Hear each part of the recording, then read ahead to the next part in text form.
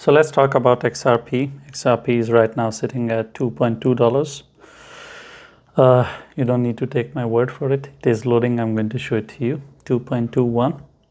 And today there was a bit of reaction in the market. We saw some action. Nothing crazy as such, but we saw it making an attempt towards the area of 2.25.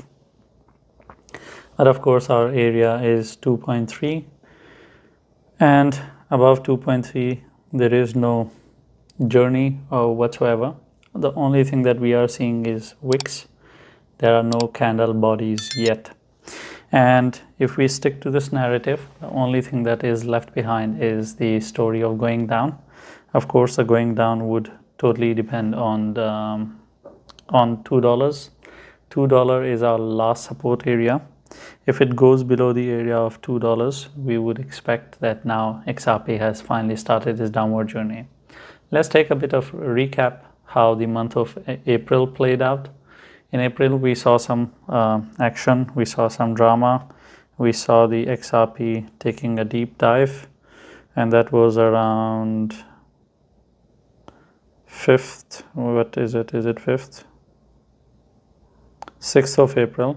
I'm in Canada, so it might be a different day for you. It is a different day for me. It was around 6th of April, and we went to 1.6. And then from 1.6 we went to 2.3. So 2.3 minus 1.6, that is a movement of 43%. So we saw an action of 43%, but of course this is for people who actually sell, then they wait for dip, and then they buy, and then they sell again. It's not for people who always have the nuts in their hands and they are holding on to it.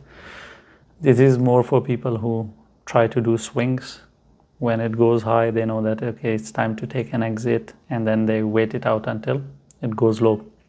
So that was April. Now things are going to get interesting because we have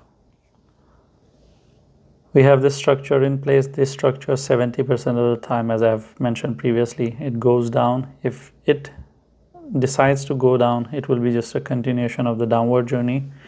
It will be in line of the overall waves. And $2, if we look at it from the perspective of weekly, I'll show it to you.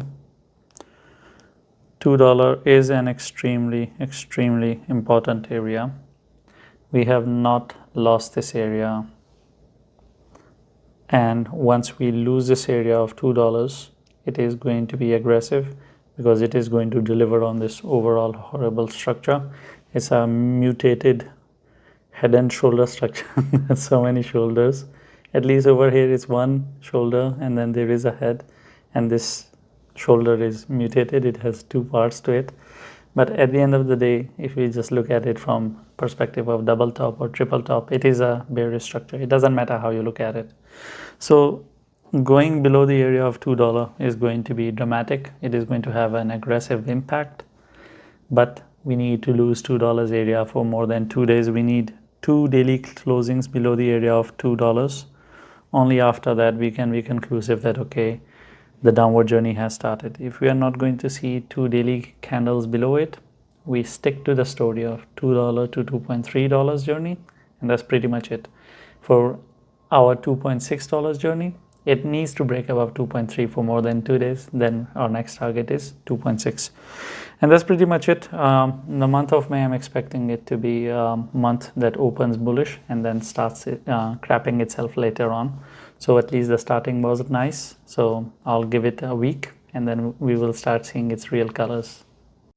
Thank you for watching the video. If you have any questions, or I have touched on a topic and you expect me to explain a bit more, I'll try my best to explain that to you in the comments. Leave a comment, and I'm not going to tell you to like and subscribe, because if you're not interacting with the video, or if you're not subscribed, you're not going to see all the 10 videos that I make every day. You're going to miss out on it, and I think you are educated enough to understand what to subscribe and what not to, because if you want to miss out on it, then why not? It's for your own good, and you should know better what is good for you.